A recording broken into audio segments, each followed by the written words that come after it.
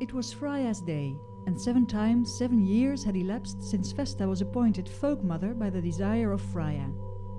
The borough of Medeasblik was ready, and the borough maiden was chosen.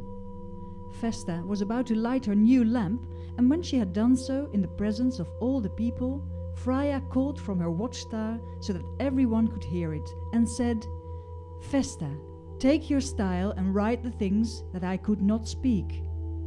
Vesta did as she was bid, and thus we became Freya's children, and our earliest history began. This is our earliest history. Vralda, who alone is eternal and good, made the beginning. Then commenced time. Time wrought all things, even Irta. Irta bore grass, herbs and trees, all useful and all noxious animals.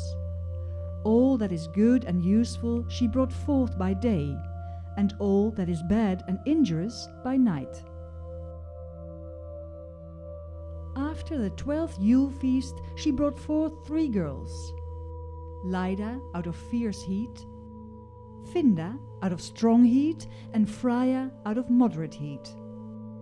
When the last came into existence, Vralda breathed his spirit upon them in order that men would be bound to him.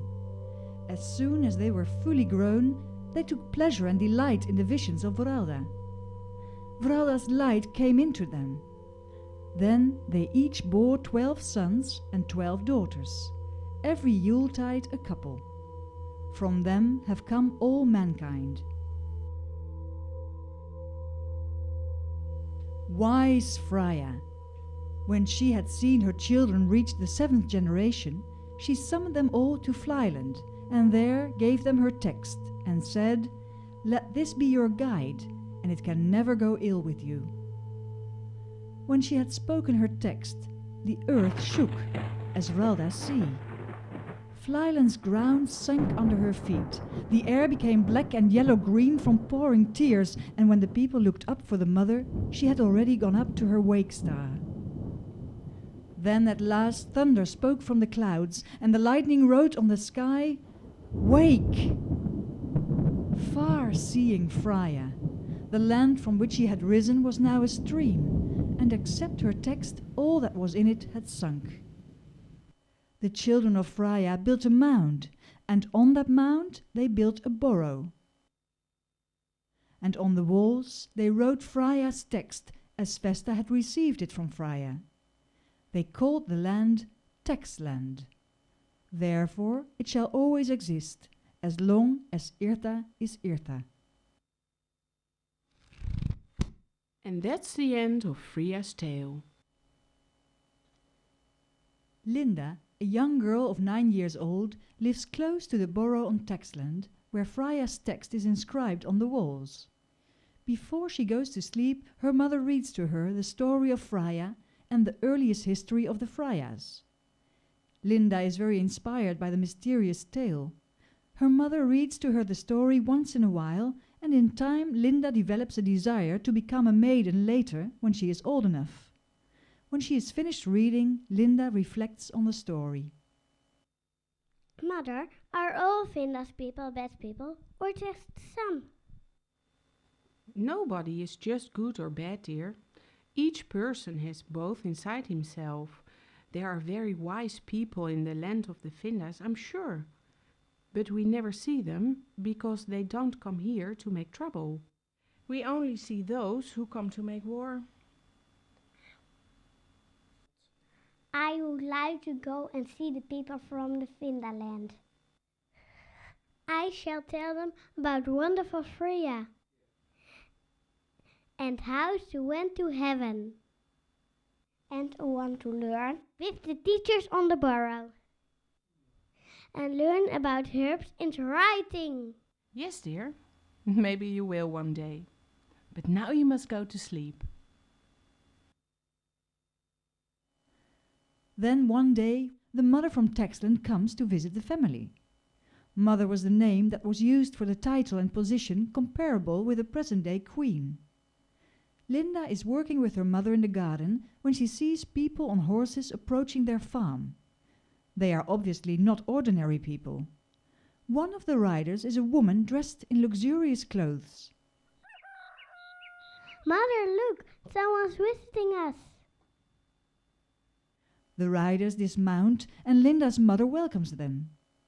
Then Mother Minna talks to Linda. Well, Linda, have you heard the story of Freya? Yes, I have. It's my favorite story. And did your mother tell you that it's not just a story? Yes? Good. You see, Linda, some people think it's just a story and that Freya never existed. Why do they think that? Because most people don't believe in miracles. Freya went up to the sky when Flyland sunk beneath her feet. Remember? Yes. So, they think it's a myth or a story that someone made up and started telling to others. But how do you know if the story is true? Ah, you are a clever girl. Well, in the end, after everything you have heard, you must see for yourself what you believe. But if you see a miracle yourself one day, you will find it easier to believe. I know it's true. You have a very intelligent daughter. My compliments for bringing her up so well. I think your daughter is fit to become a maiden on the Borrow. Would you have any objections to that? I would miss her. It is one of the highest callings for a woman to become a maiden.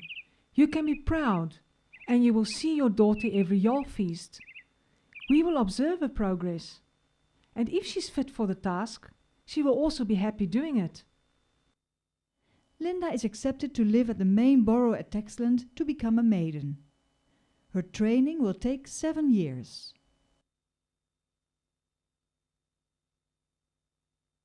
Linda is now 16. The Oera Linda Book tells: 101 years after the last part of Atlant had sunk, a people came from the east, the Magyars. Their highest priest and king is the Magi. They think that everything is full of bad spirits that dwell in man and animal, but of Vrelda's spirit they know nothing. They praised our language and morals, but 181 years after Altland had sunk, they came unexpectedly during the Jol feast, like a storm wind over our lands. Who could not flee was killed. They marched on Goda's Borough in Skoonland, present-day South Sweden. Forces were gathered, and 3 Poles from Godeborough they were held back. Kat was borough woman there. She was proud and haughty, and therefore did not call for aid. But when the borough lords learned about it, they sent messengers to the mother on Texland, Mina. She called together all the seamen and all other young men from East Flyland and from the Denmarks.